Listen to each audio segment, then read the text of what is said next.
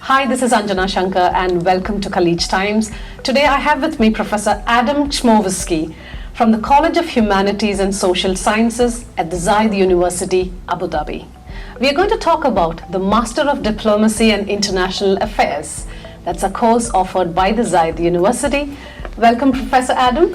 Thank you so much. Hi. Thank you for being with us. And to start with, let me introduce you to our audience. Professor Adam is a former ambassador. He was served as an ambassador of Poland to the UAE between 2011 and 2015. He was the counselor to the Prime Minister of Poland, responsible for foreign policy, especially the Middle East. In 2011, he was the European Union representative in the UAE. He has worked with many international working groups that has dealt with the crisis in Afghanistan and Syria in the past. In 2016, Professor Adam acted as senior advisor to the UAE Minister of State for International Cooperation, responsible for Expo 2020. Welcome, Professor Adam. So you are someone who has always mixed diplomacy and academics. So let me start by asking you, how do you see the world of diplomacy has changed in the recent past? Yes, thank you so much for the meeting, and I have great opportunity and to share my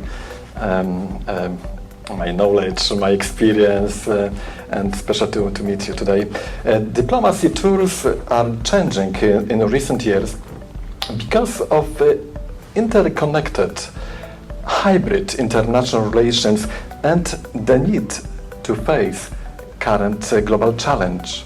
I think one thing that this pandemic has taught us is that the world is so interdependent, interconnected, as you said. How relevant or how important, how crucial are for countries to nurture their international relations, especially in the context of all the global challenges that they have to deal with together? The current time, pandemic time, demonstrated and attract more attract our attention that we are interconnected, interconnected and interdependent, and we are, I think, and according to my observation, also my activities and my research.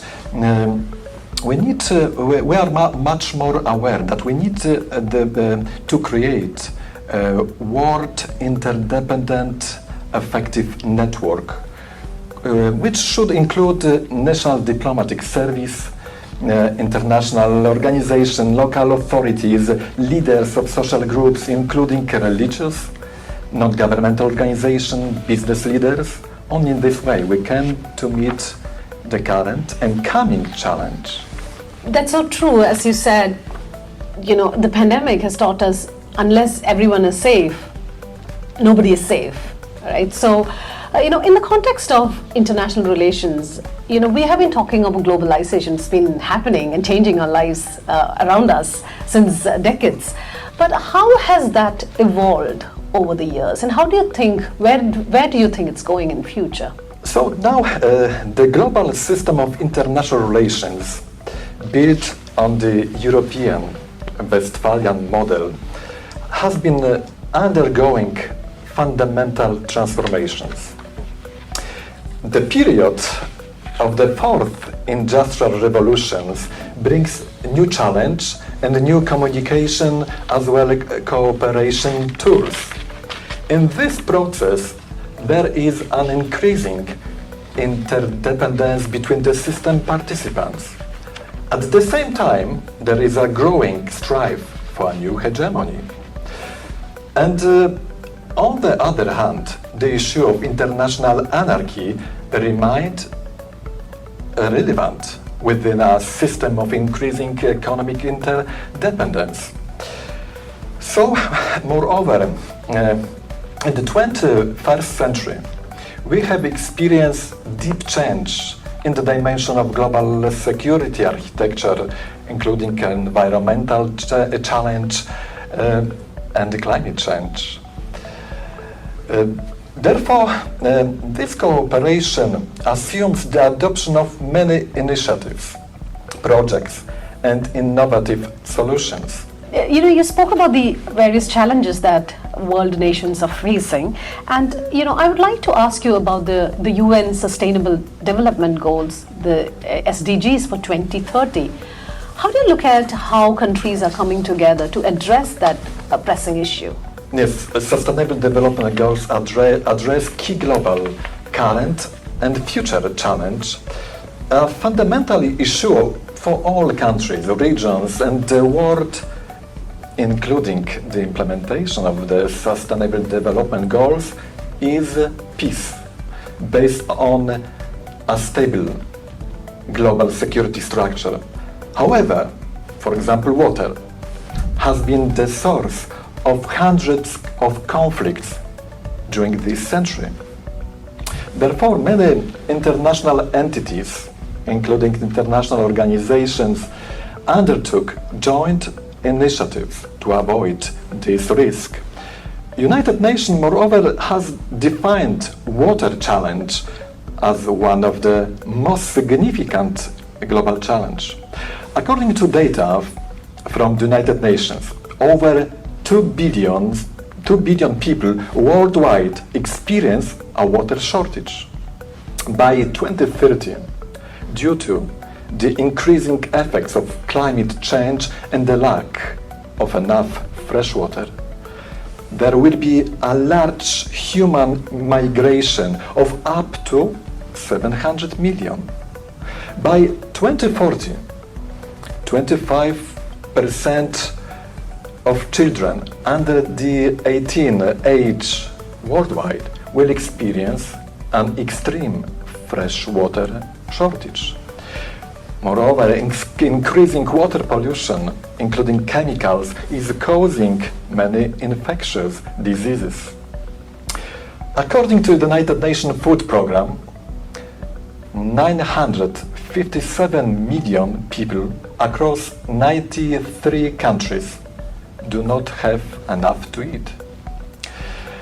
So, assessing the achievement of the United Nations 2030 Agenda, Sustainable Development Goals, so far, it should be noted that we are far from satisfactory.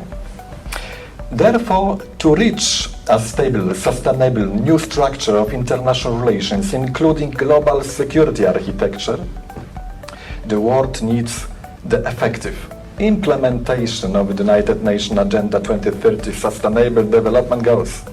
To achieve this, we need a network, a strong, multi-level and multi-dimensional global cooperation. So we have the fourth industrial revolution and at the same time more challenge for human well-being and even survival. Therefore, human should be the center point of any development. Professor, you spoke about a range of challenges, whether it is the climate change, food security, global warming, and how important the SDGs are. See, UAE has pledged to reach net zero carbon, and the country is working towards that. Various initiatives have already been announced. How do you think the UAE's efforts to fulfill the SDGs, and how do you evaluate that? At the beginning, I want to mention, to attract your attention that due to immigration, the United Arab Emirates has one of the highest increase in the world population. As a result, the very fast the development of cities. Therefore, of course, the UAE authorities, to protect the environment and strive to increase the quality of life, have decided to implement programs for sustainable cities, for example. One of the examples is the Estidama program. Estidama in Arabic language means sustainable development, which is a key element of Abu Dhabi Vision 2030, providing the highest green standards in the design, construction and management of buildings and communities. Moreover, Estidama is one of the first such programs for sustainable development in the Middle East. So to strengthen the UAE policy and strategy on climate change, environment and sustainable development, in 2016, the UAE has established the Council on Climate Change and Environment. And in the international arena, it is responsible for representing the UAE and conducting regional and global negotiations. In 2017, to effectively achieve global goals, the UAE authorities established a national committee for sustainable development goals, which included 17 governmental institutions. The head of the committee has been Her Excellency Rima Al-Hashimi, the Minister of State for International Cooperation and Director General of Dubai Expo 2020. The committee aims to coordinate and monitor activities in fulfilling strategic tasks related to sustainable development, both locally and internationally. In 2018, the UAE set up a private sector advisory board on sustainable development goals for closer cooperation between the government and the private sector to achieve sustainable development goals. The new council, this council includes governmental institutions and the most important private companies representing different sectors. One of the largest part of the global population is the youth, of 1.8 billion people. Yeah, and UAE is betting big on the on the youth Yes. and their power to transform the world for Yes. better. So I think it's very important, not just for UAE, for every country. Is there's a lot of talk about sustainability, but walking the talk, that is what UAE is doing. So that's a great example. But since you mentioned Expo 2020, I definitely have to ask you about, because you are in the committee and you are an advisor for the UAE government for organizing Expo 2020. It is not just an economic fair, it has brought together more than 200 countries under the same roof, and they are all there not just to promote investment in business, but also to address some of the pressing challenges that we are facing. So how do you see the significance of a World Fair like Expo 2020 happening now, when we are still in the midst of a pandemic? Expo is the largest global mega event and attracts countries and nations around the world, as well as international organizations, non-governmental organizations, universities, public and private sector. It is a great opportunity to establish new relationships and enhance cooperation. Moreover, Expo is a global platform for new ideas, new technologies and innovations.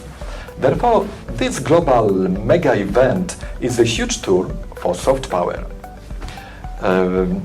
Expo gives great opportunity for public diplomacy and improving a country brand for any country. Expo 2020 Dubai is the first World Expo to take place in the Middle East, Africa, South Asia and Arab countries. Expo 2020 Dubai has a very important voice in the context of a legacy in building a new global order. The UAE selected the theme Connecting Minds, Creating the Future, with sub-themes of sustainability, opportunity, mobility. The current world is very interactive and interdependent. Connecting minds for creating the future should be natural. However, unfortunately, the major powers have yet to undertake globally cooperative responses to the new and increasing grave challenge to human well-being, environmental, climatic, socio-economic or demographic. The current unstable international system would produce a fast-moving chain reaction leading to global political and economic chaos. So the new world order has emerged after the collapse of the Soviet Union, when President Bush Sr. proclaimed a new world order at the time of the Gulf War in 1991. Now, 30 years after that, in 2021, we need connecting minds, creating the future to free the world of wars and political strife and its promises to eradicate poverty, disease, and hunger. Recognizing realities, we always should capably search a hope.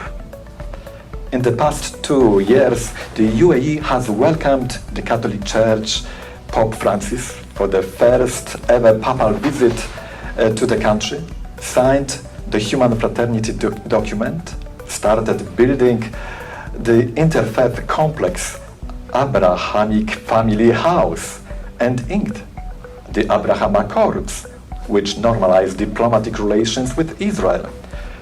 A few days ago, at Expo 2020 Dubai, we had the Global Interfaith Summit. As part of the Tolerance and Inclusivity Week that we had.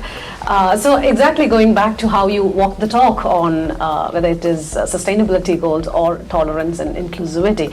And definitely Expo is becoming a platform, a beacon to promote all of that. In diplomacy, now there's a big push for more and more women to enter diplomacy as a career. So how do you look at women changing the contours of diplomacy, and how is it going to benefit the international community if there are more women in peace negotiations, more women as diplomats? How do you look at that as a former diplomat? By the way, I visit a women pavilion at Expo 2020. I'm so happy.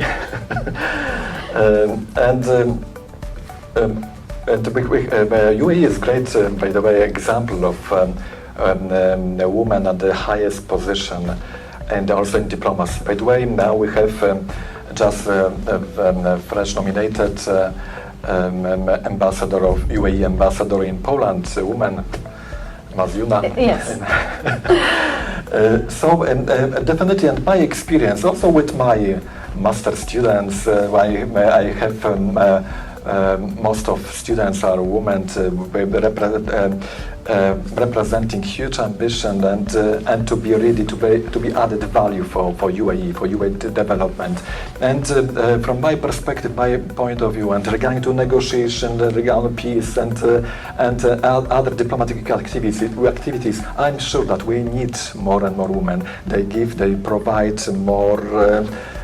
Many times also very smart way in diplomatic negotiation to understand sometimes much more than men, and from different perspective we need together to create new also modern of diplomacy in public diplomacy from wider also perspective, not only related to diplomatic missions, but we should identify the public diplomacy and diplomacy from wider perspective. Many institutions should be engaged in diplomatic activities as a public diplomacy. And I'm sure it's my also experience, my observation that women deliver great added value, and including for UAE. Yeah, fantastic. You are teaching a master in international diplomacy and international cooperation. How do you see the future generation of Emiratis, young Emiratis, taking up diplomacy as their future career? How do you gauge their interest? And how important is that for this young nation? Yes. It's from my perspective and my point of view and my experience, it's extremely important in international relations when we identify in a correct way. As I mentioned, we have public diplomacy. We should attract non-governmental organization, international organization, public and private sector. In diplomacy, we need to attract many institutions, and diplomacy is not only related to Ministry of Foreign Affairs. First point. Second point, in the international relation program, we focus on economy, international political economy, on security, of course, public diplomacy, from many perspectives, economic, legal perspective, international law. So international relation program provides a wider picture of the current world, and moreover, we can try to identify coming challenge. Is extremely important for anybody, any activities, business activity. In business, it's my also experience when I'm as ambassador, when I organize visit for the president, for the prime minister. Always I organize business forum, I attract a business community. We need to work together, private sector, business sector, and diplomatic missions and diplomats. However, only in international relation program give us a chance to understand diplomacy. Even if the graduate students will take a job in private sector, will be useful, I'm sure, to understand how diplomacy works, how international relations work, because international relations, I mentioned, is not only related to diplomatic missions. We should identify wider perspective of public diplomacy and international relations. Yeah, that's fantastic, and let's hope Zayed University will produce more diplomats and ministers for the UAE, and of course with people like you, veterans like you, who would bring not just the textbook knowledge for students, but your real life experiences from the world of diplomacy. Thank you very much, Professor Adam, for sharing your insights with us. Thank you so much, and I would like warmly to invite you, future students, to Zayed University Master in Diplomacy and International Affairs program, where as a professor I have the great pleasure to share with you my knowledge, research, as well as my experience, among others, as a chief specialist in the Office of Committee for European Integration, counselor to the Prime Minister, responsible for international dialogue, ambassador of Poland in the United Arab Emirates, senior advisor on international relations to Her Excellency Rima Hashimi, Director General of Dubai Expo 2020. It would be for me great honor and the privilege to support and guide you, future leaders. Thank you very much, Professor Adam, for your time with us, and thank you for listening. Have a good day.